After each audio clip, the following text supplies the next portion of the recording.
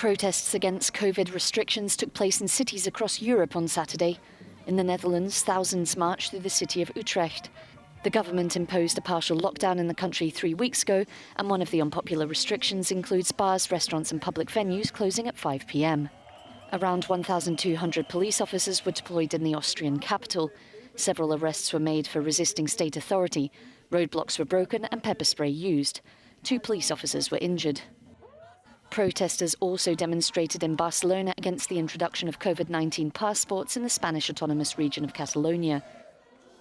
The virus law came into effect on Saturday after the courts authorised a request made by the regional government to introduce the measure. Almost 90% of those eligible are vaccinated in Spain. And in Paris, caregivers and healthcare workers gathered in front of the Ministry of Health to demand an end to the closure of beds in public hospitals and better working conditions. Demonstrators held banners that read, "Save your hospital, it will save you one day," and "Public hospitals must not die. Let's demand an emergency plan." German Chancellor-designate Olaf Scholz is one step closer to officially taking over from Angela Merkel after his own SPD party gave its overwhelming approval for a deal to form a new government with the Greens and the Free Democratic Party. Dubbed the Traffic Light Coalition, it will be the first time all 3 parties will jointly rule Germany. Speaking at the SPD Congress on Saturday, Scholz said, "Progress. That's what distinguishes us, the SPD, the Greens and the FDP.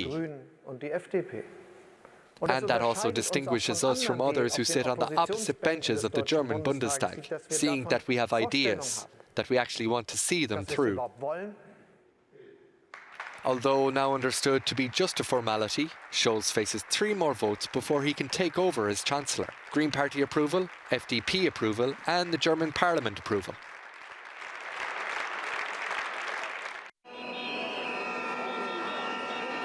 Traffic in Serbia was almost paralyzed for more than 2 hours. Protesters blocked the main international highway that goes through the capital, as well as bridges and main roads in other Serbian cities. The discontent of those gathered is mainly directed at the president of Serbia, Aleksandar Vučić, but also at the mining company Rio Tinto, which is preparing to dig for lithium in a project that's been controversial for almost 2 decades. Many feared that the government recently amended the laws on referendum and expropriation in order to facilitate the lithium mining, which environmentalists say would cause irreparable damage to the environment.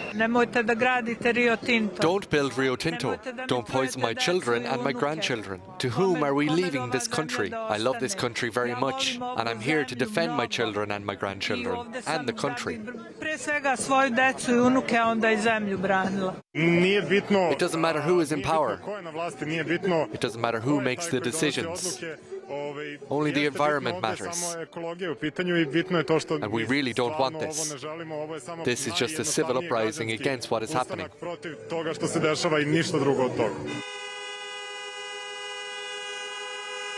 It was the second such nationwide protest called by eco-groups and supported by a number of the opposition parties, with the main demand being the withdrawal of the disputed laws.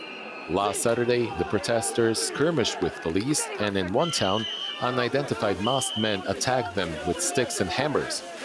Fewer incidents occurred this time, while the authorities claimed that actions of the protesters are illegal because of the main road's blockade.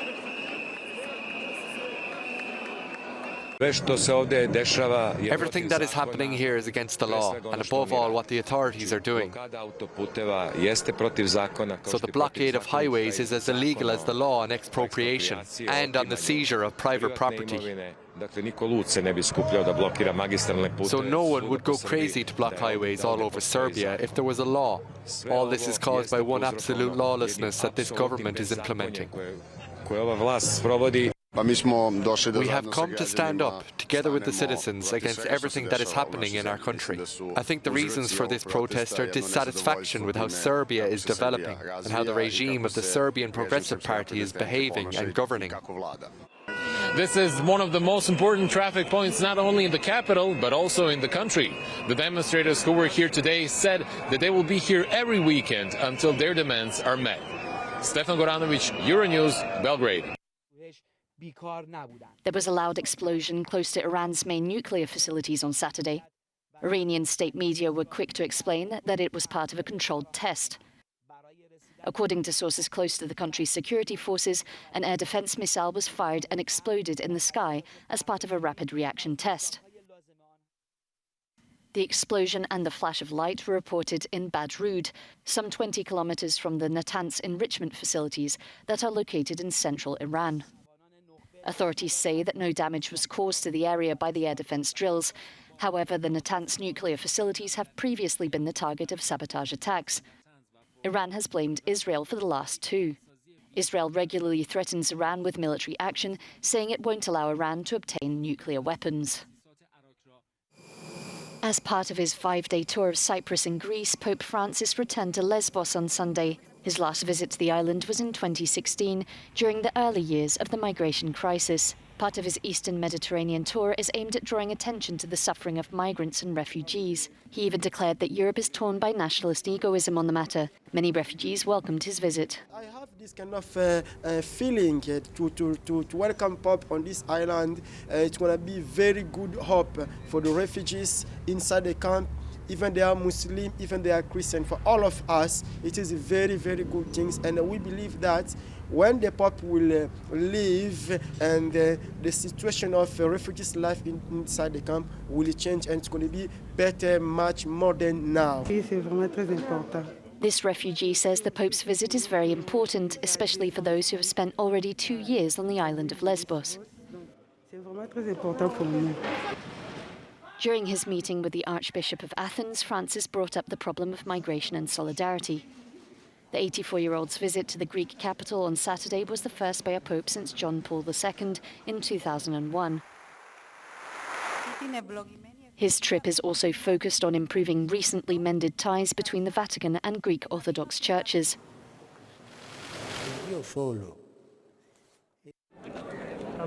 Since the Taliban took control of Afghanistan, there have been high levels of uncertainty for the young and old alike. Many, like these undergraduate students, are at a crucial stage of their education, and they are worried about the future. Some feel the war and this new regime may have put an end to their careers. But the challenge to their education is not the only threat. Temperatures are expected to drop to minus 25 degrees Celsius, and many displaced families lack proper shelter, a primary requirement if they are to survive the bitter cold in Afghanistan. The humanitarian crisis is escalating daily in Afghanistan. Hunger in the country has reached truly unprecedented levels. Nearly 23 million people, that's 55% of the population, are facing extreme levels of hunger, and nearly 9 million of them are at risk of famine. Across the country, economic hardships have forced people to find new jobs in order to earn a living.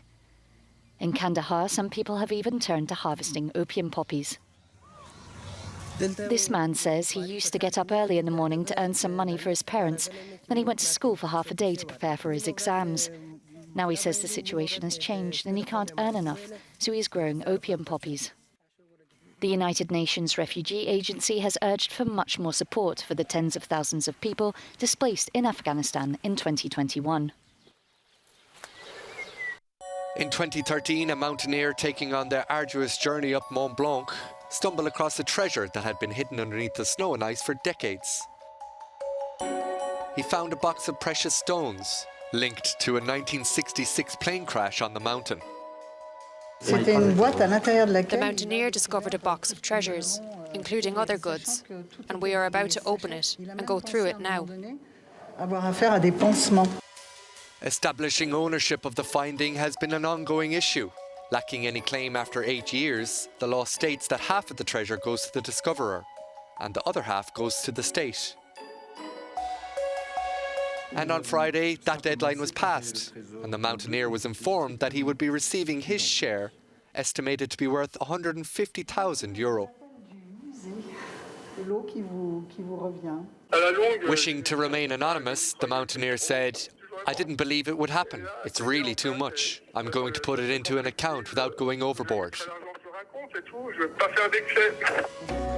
It is thought the 6,000 pieces of precious stones originated from a dealer who was travelling on the Air India flight before tragedy struck.